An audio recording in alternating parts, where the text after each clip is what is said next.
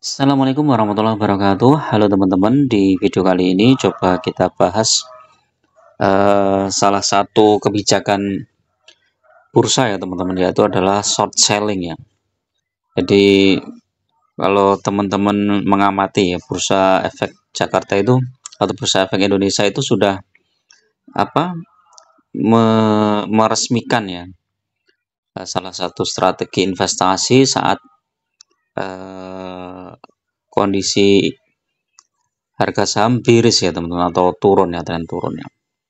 Tetapi apakah short selling ini benar-benar bagus ya untuk kita, ataukah justru short selling itu adalah jebakan ya?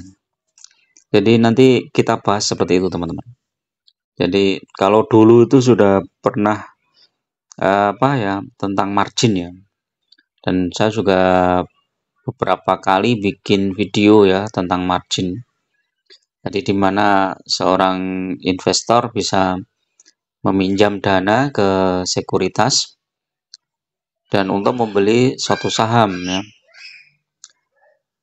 Terus kemudian dananya itu harus dikembalikan dalam jangka waktu tertentu. Nah, kalau sampai waktu yang ditentukan itu tidak dikembalikan ya kita kena forced sale atau dijual paksa ya. Dan itu akan merugikan seorang trader ya ketika harga sahamnya turun ya. Karena dana yang dia pinjam itu menjadi minus ya, harga sahamnya minus. Nah, short selling ini kebalikannya teman-teman. Jadi kita pinjam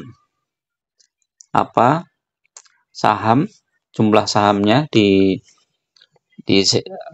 sekuritas, kemudian kita mengembalikan sejumlah sahamnya. Jadi kalau misalnya kita pinjam 100 lot, ya harus dikembalikan di 100 lot.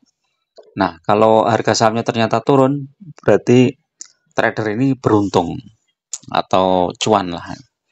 Jadi berkebalikan dengan marginnya. Nah, ini tentu akan mempengaruhi harga saham-saham teman-teman. Jadi enggak heran ya ketika saham yang secara isu sebenarnya positif bisa aja nanti akan negatif ya ketika banyak sekali investor atau banyak sekali trader yang menjual saham itu dengan harapan dia ingin membeli saham itu di harga bawah karena pakai transaksi short selling ini. Dan itu nggak semua saham bisa ya, ya kayak margin lah ya, margin juga nggak bisa semua saham bisa ya. Kalau teman-teman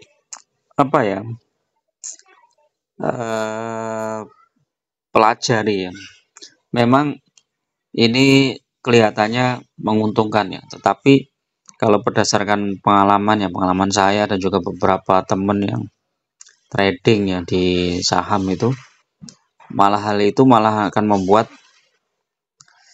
portofolio teman-teman akan cepat habis ya, karena ya kita itu modalnya seberapa ya, kita nggak bisa mempengaruhi pasar ya dengan modal yang kita punyai, sementara pengendali itu punya modal yang besar ya, jadi mereka bisa menurunkan atau menaikkan harga saham dengan sangat mudah ya. Tinggal lihat aja turnovernya berapa, misalnya turnover sehari 10 miliar, kalau pengendalinya punya 100 miliar ya dia gampang banget lah. Kalau dia punya sahamnya juga jumlahnya besar ya dia mau nurunin juga gampang juga. Jadi itu. Nah, kita bahas dulu ya teman-teman, short selling itu apa ya. Nah, ini ya, short selling adalah wujud dari transaksi yang dilakukan oleh investor menggunakan sistem meminjam saham. Tujuan dari meminjam dana tersebut untuk menjual saham dengan harga lebih tinggi. Harapannya bisa cepat membelinya ketika harga saham sedang turun ya. Jadi itu ya. Transaksi short selling dapat dimanfaatkan pada saat market sedang turun. Jadi ketika market turun, nah ini main short selling ini teman-teman. Nah, ini kalau short selling ini menurut saya ya mirip lah seperti margin ya. Jadi seperti pedang bermata dua ya, kelihatannya membantu, tapi ternyata ini sebenarnya menjebak, teman-teman. Jadi kalau teman-teman sudah lama ya di dunia saham ya, investasi saham, mungkin sudah pernah mengalami ya. Kalau saya udah sering ya, dulu sering pakai margin lah, dan akhirnya juga ya sempat lah untung profit ya 2%, 3%, 5%, tapi ruginya juga jauh lebih banyak, dan akhirnya portofolio makin lama makin habis, makin habis, makin habis. Ya udah akhirnya berhenti, dan akhirnya saya memutuskan tidak akan pernah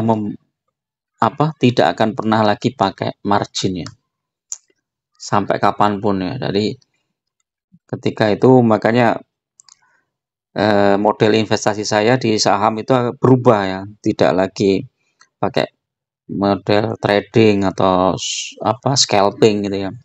Kalau swing itu masih lah swing, cuma sekian persen aja ya, 10-20% aja. Nah, kalau misalnya nanti kejebak di situ ya udah tinggal cuma 10-20% aja.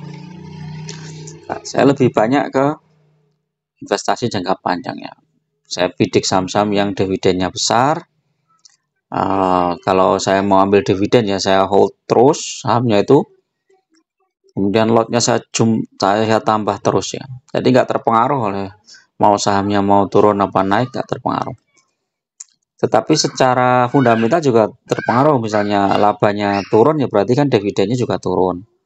Jadi seperti itu teman-teman. Kalau kita pakai metode dividen investing itu jauh lebih mudah ya. Tinggal lihat trennya beberapa tahun ke belakang ya. Ini dia rutin bagi dividen apa enggak, jumlahnya besar apa enggak. Kalau jumlahnya di atas 10%, ya udah ambil aja, kita tenang aja, tinggal nambah aja jumlah lotnya, seperti itu.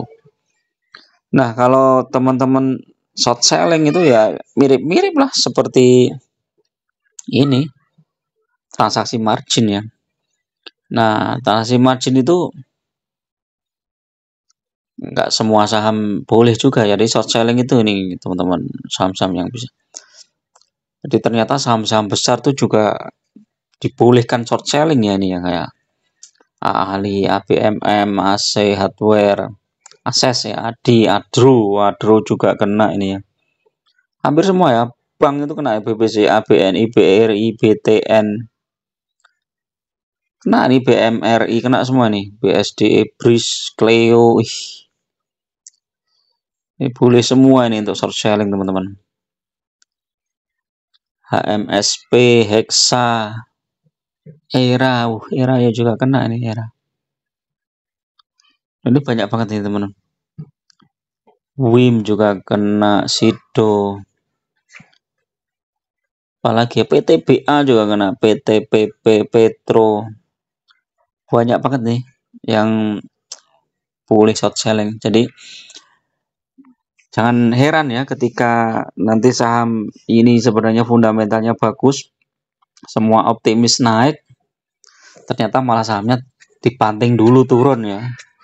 Bisa jadi transaksi ininya banyak yang pakai margin atau banyak yang short selling ya. Jadi seperti itu ya. Jadi kalau kita lihat hari ini ya, ini hampir turun semua nih ya. Ya kita nggak tahu ini karena short selling apa enggak ya teman-teman.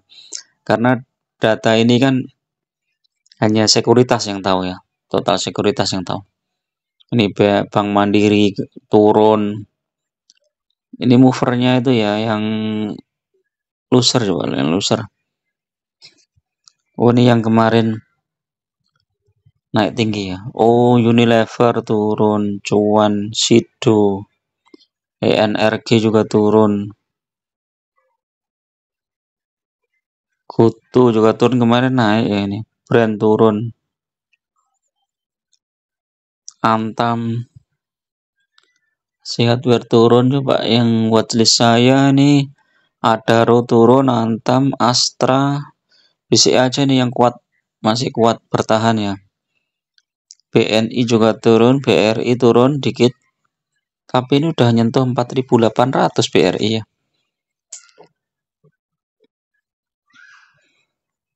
Era turun banyak nih, Era 2%, Games turun lagi 2%. Wah, game ini ternyata dibawa ke 10 ribuan ya.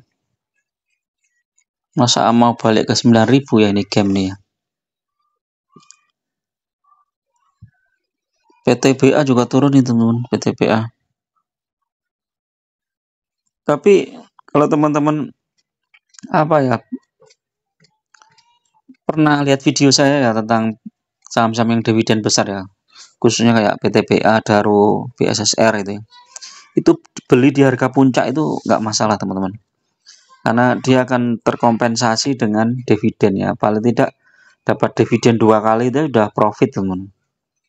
Jadi kalau misalnya ada koreksi saham-saham yang dividennya bagus ya tinggal masuk aja.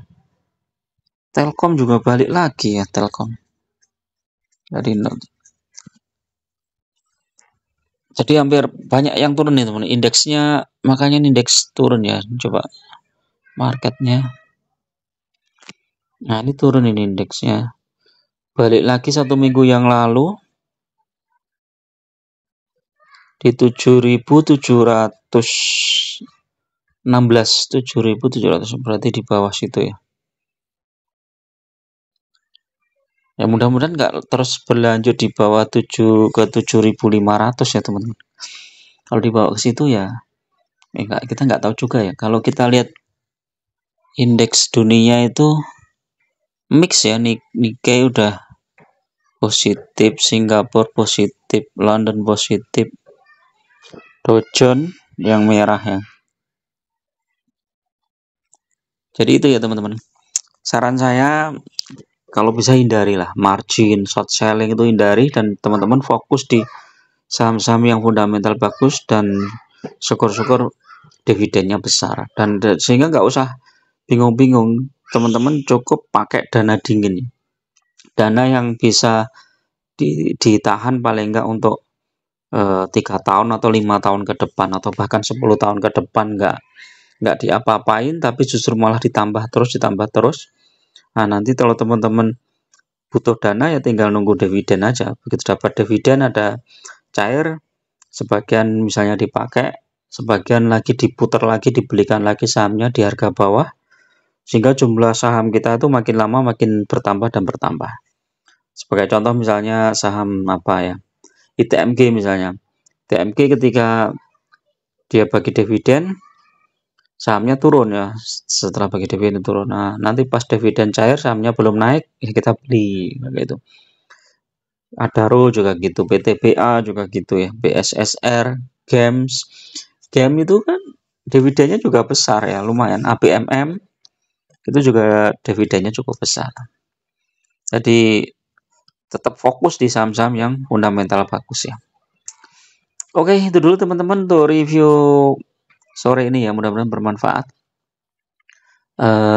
Tetap hati-hati dalam berinvestasi, fokus saja di saham-saham yang fundamentalnya bagus dan bagi dividen ya. Hindari saham-saham gorengan, nggak usah pakai margin, nggak usah pakai short selling dan lain-lain ya. Jangan pakai dana panas ya, lebih baik pakai uang dingin ya. Oke, itu dulu, mudah-mudahan bermanfaat. Assalamualaikum warahmatullahi wabarakatuh.